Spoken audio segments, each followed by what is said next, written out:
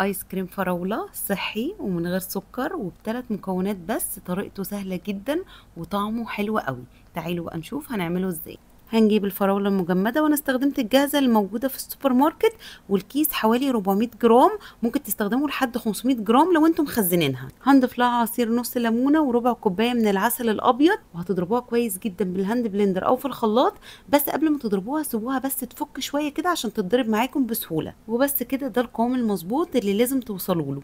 هتجيبوا العلبة بتاعتكم وتفضوا فيها الايس كريم وتسووه كويس قوي كده، وتحطوه في الفريزر على الاقل 4 ساعات علشان يجمد معاكم.